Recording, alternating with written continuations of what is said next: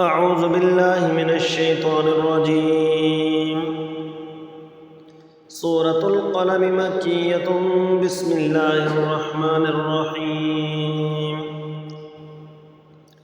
نون والقلم وما يسطرون. ما أنت بنعمة ربك بمجنون وإن لك لأجرا غير ممنون وإنك لعلى خلق عظيم. فستبصر ويبصرون بأيكم المفتون. إن ربك هو أعلم بمن دل عن سبيله وهو أعلم بالمهتدين. فلا تطع المكذبين ودوا لو تدهن فيدهنون ولا تطع كل حلاف مهين هماز مشاء بنميم مناع للخير معتد أثيم عتل بعد ذلك زنيم أن كان ذا مال وبنين. إذا تتلى عليه آياتنا قال أساطير الأولين. سنسمه على الخرطوم. إنا بلوناهم كما بلونا أصحاب الجنة إذ أقسموا ليصرمنها مصبحين ولا يستثنون.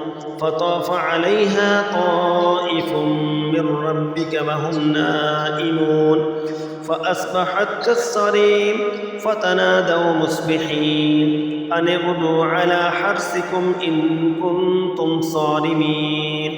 فانطلقوا وهم يتخافتون ألا يدخلنها اليوم عليكم مسكين وغدوا على حرد قادرين. فلما رأوها قالوا إنا لضالون بل نحن محرومون. قال أوسطهم ألم أقل لكم لولا تسبحون قالوا سبحان ربنا إنا كنا ظالمين.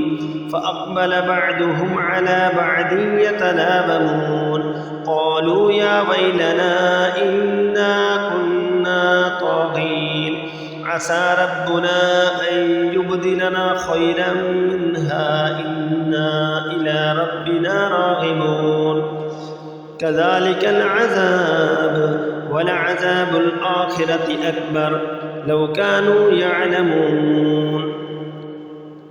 إن للمتقين عند ربهم جنات النعيم. أفنجعل المسلمين كالمجرمين ما لكم كيف تحكمون أم لكم كتاب فيه تدرسون إن لكم فيه لما تخيرون أم لكم أيمان علينا بالغة إلى يوم القيامة إن لكم لما تحكمون.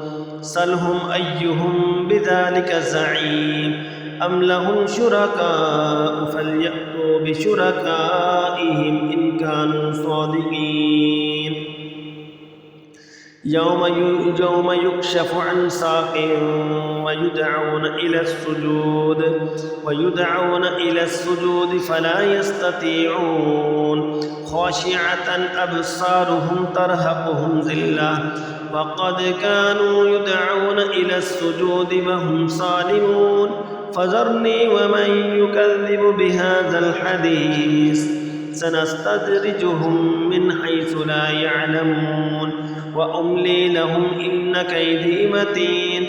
أم تسألهم أجرا فهم من مغرم مثقلون أم عندهم الغيب فهم يكتبون. فاصبر لحكم ربك ولا تكن كصاحب الحوت إذ نادى وهو مكذوم لولا أن تداركه نعمة من ربه لنبذ بالعراء وهو مذموم. فاجتباه ربه فجعله من الصالحين. وإن يكاد الذين كفروا ليزلقونك بأبصارهم لما سمعوا الذكر ويقولون إنه لمجنون وما هو إلا ذكر للعالمين